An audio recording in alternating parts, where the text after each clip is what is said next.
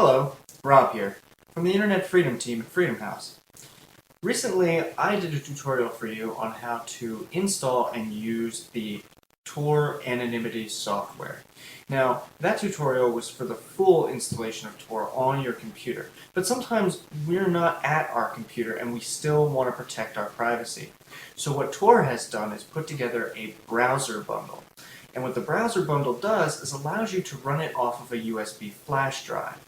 So no matter where you are, if you're in an internet cafe, if you're at your friend's house using their computer, that you'll still be protected because you can run a browser right off of the flash drive that uses the Tor software.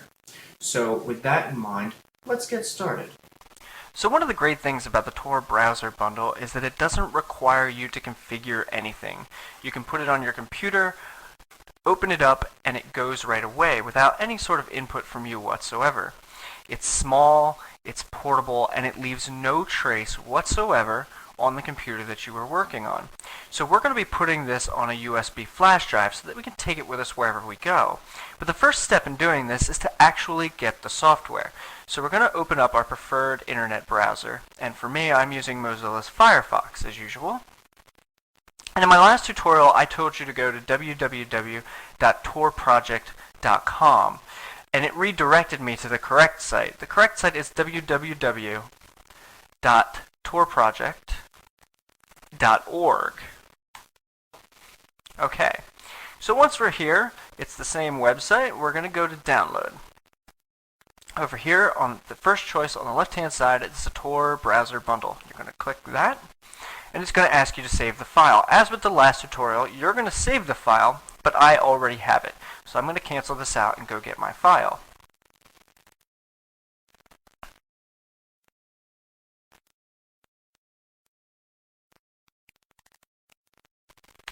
Okay, downloads, Tor browser bundle.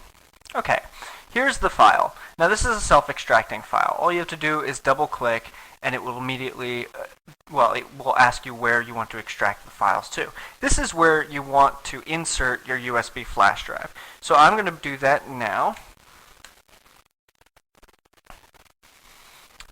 And you should see, in a second, the little icon down here in the lower right hand corner telling me I've connected it.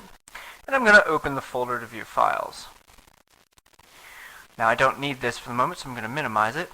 And I'm going to double click the Tor IM browser. Run it. Now it's going to ask you where you want to extract it to. You're going to click here on the ... and then find your flash drive. So mine is removable disk. I'm going to click OK and let it extract.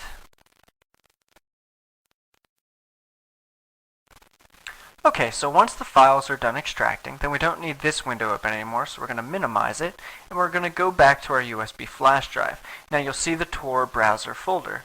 Double-click this, and then this is the only file you need to worry about. You're going to double-click the Start Tor Browser button.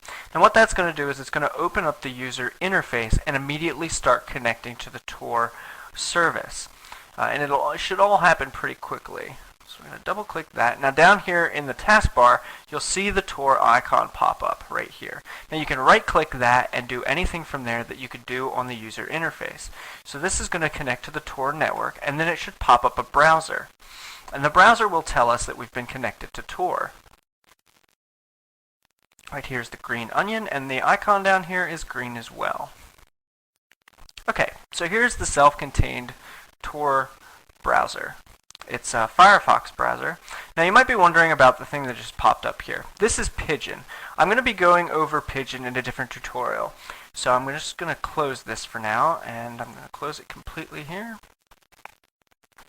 So the website that you're automatically redirected to once you've connected to the Tor network is check.torproject.org. And what this website does is tell you whether or not you're connected to the Tor network and if it's working. And as you can see in big green letters here, we are using Tor and it's working for us. Now down here you can see the IP address that appears to anybody who's looking at my connection.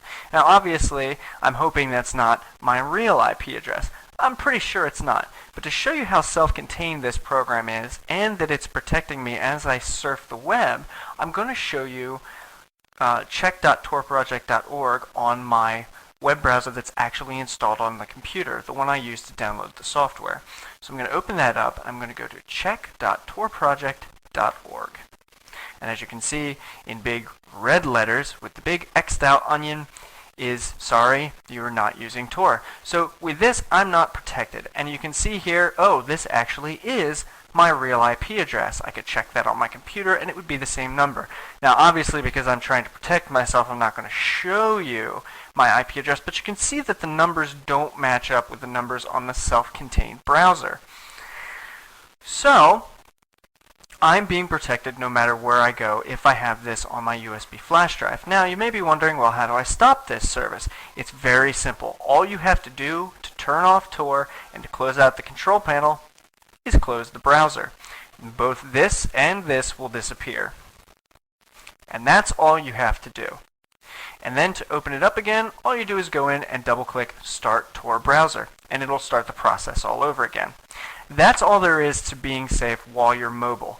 Take it to your favorite internet cafe, your friend's house, your relative's house, anywhere, and you'll be sure to be protected. And I hope this tutorial has been of some help. Good luck.